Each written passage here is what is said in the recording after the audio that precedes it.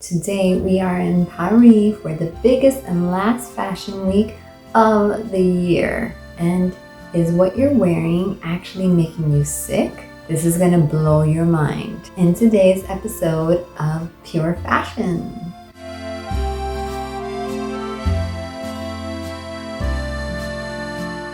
Bonjour, welcome. So today it's a little bit different because we are in my house instead of the studio. We are about to go through Hurricane Milton, so this is a little change just before the storm starts and it gets too loud to do this recording. First up, we have our birthdays. Rin Kawakubo's birthday is Friday. She is a Japanese avant-garde designer who changed fashion through her label, Comme des Garçons, which translates to like the boys.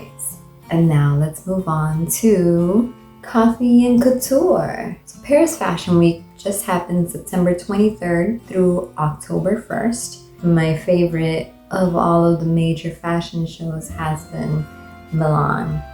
But Paris was pretty good. And some notable designers. It's the biggest fashion week of the year and the last. A couple of things that I did see were art added to some of the fashion, which was nice. I did see that in some of the shows in other countries as well. So it's nice to see that because it's something that I as an artist really appreciate and I like it integrating into fashion. It speaks to me as an artist. I say that represents me as well because everything that you wear says about who you are on the inside before you're able to speak, right? So I appreciate that art is being added to the fashion.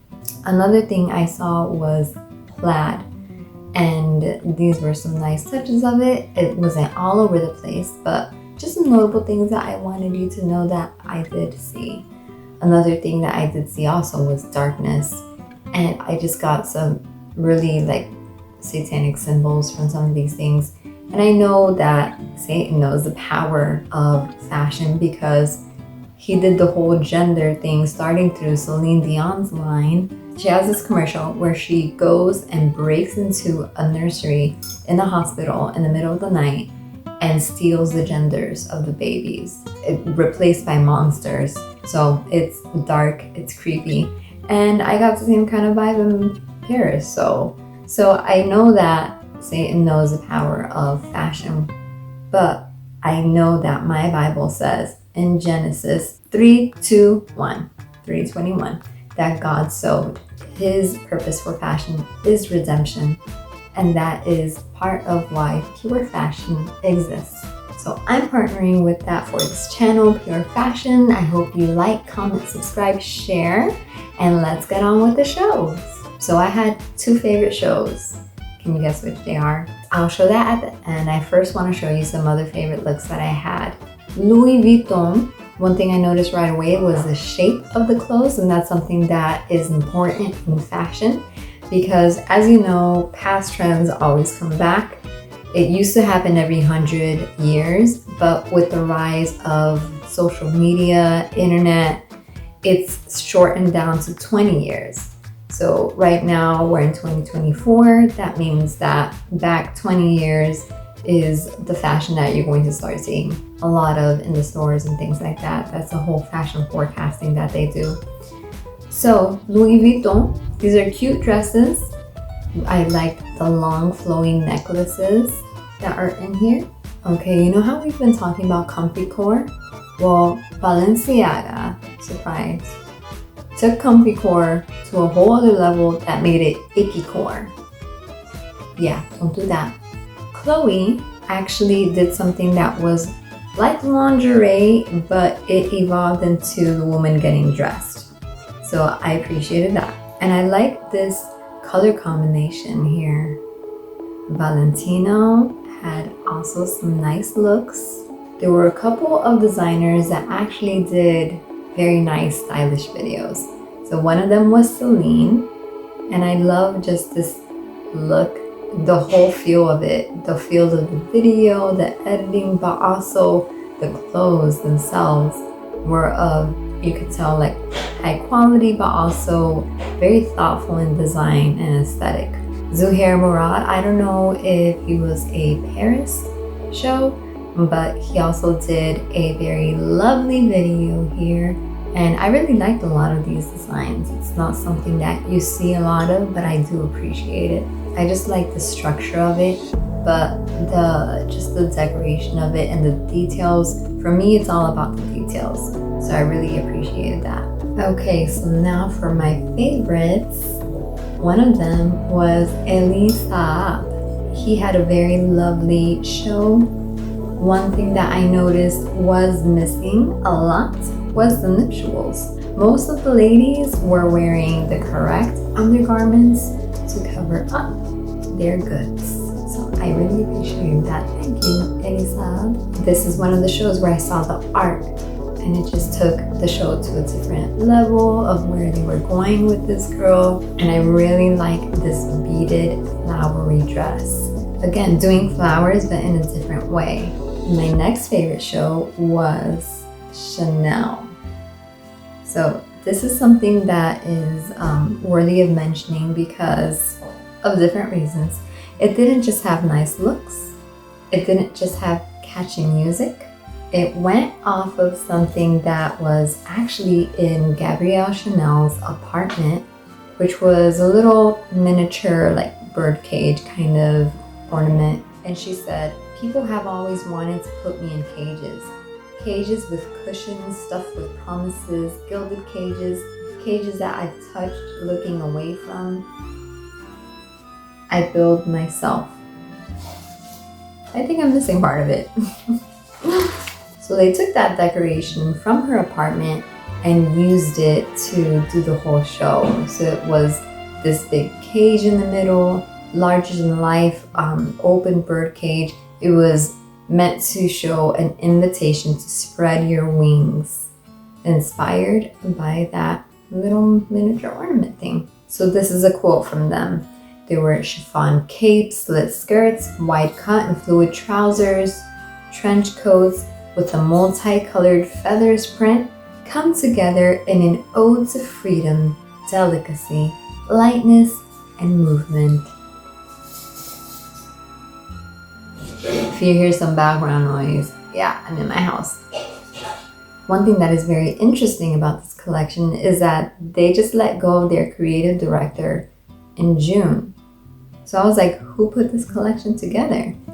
And it was actually the team at Chanel. And it's amazing that they have such a chemistry and they've worked together for so long, and they just have this clear definition of the label that they were able to put a collection together without having a creative director. Can you imagine? That's pretty cool, and that speaks very highly of Chanel for such a great show with such a story and just emphasis on who the designer originally was. So congratulations, Chanel. And now for some news.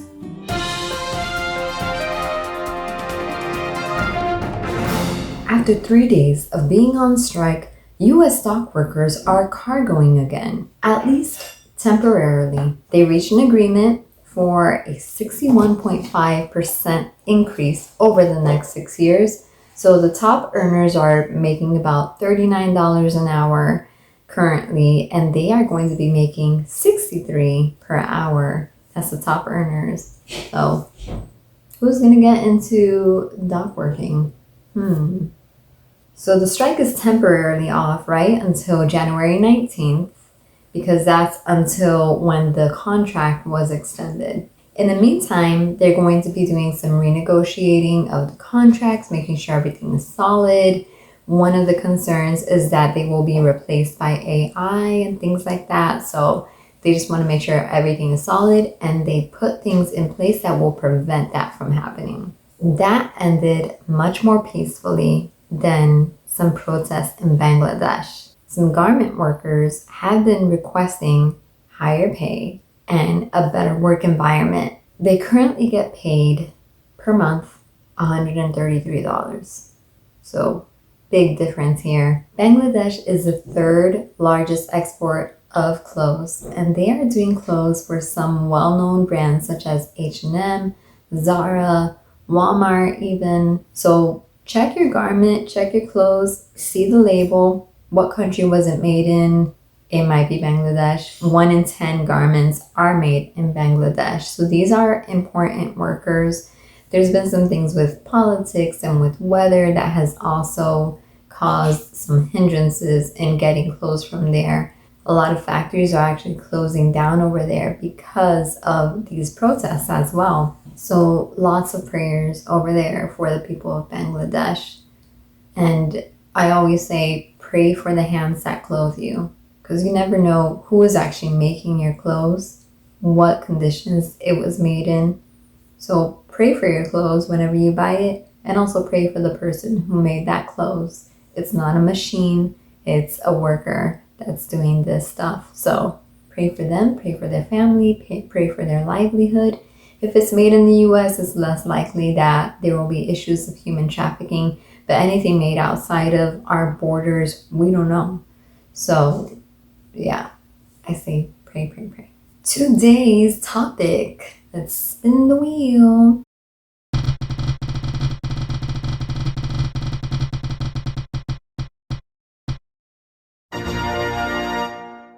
Okay, share someone else's post. I am going to share some Bible tea, as she calls it. This lovely woman shared some information about how the fabrics we are wearing could be affecting our health, and it's gonna blow your mind like it did mine. This video actually led me to remove a lot of things from my closet, so let's see if it's gonna do the same change for you. Check it out.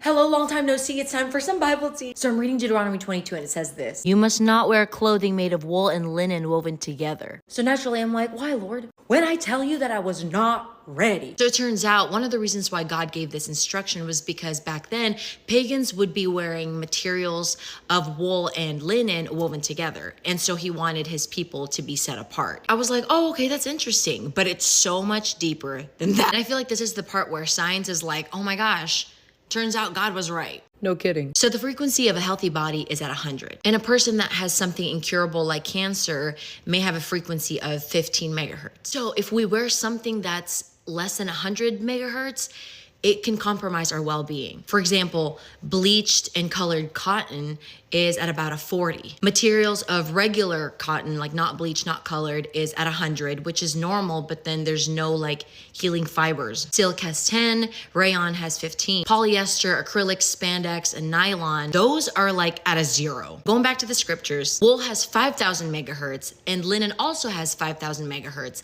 but because their frequencies are going the opposite directions, when woven together, they cancel each other out. So now you're at a 0. Also, there's just something about linen that it feels light and refreshing. And it turns out when we wear linen, it is actually reducing the solar gamma radiation. And here are some scriptures to back up how the Lord is intentional when he tells us to involve linen in like what we wear and things like that. So the first one I mentioned earlier from Deuteronomy 22:11, it says, do not wear clothes of wool and linen woven together. Leviticus 16:3-4 says, this is how Aaron is to enter the holy place. He is to wear the sacred linen tunic with linen undergarments. He must put on a linen sash around him and put on the linen turban. These are holy garments. So good. Revelation 19:8 says this: let us rejoice and be glad and give him the glory, for the marriage of the Lamb has come, and his bride has made herself ready. She was given clothing of fine linen, bright and pure, for the fine linen she wears is the righteous acts of the saints. Proverbs 31:22 says, she makes coverings for her bed, her clothing is fine linen and purple. Ezekiel 44:17 says, when they enter the gates of the inner court, they are to wear linen garments.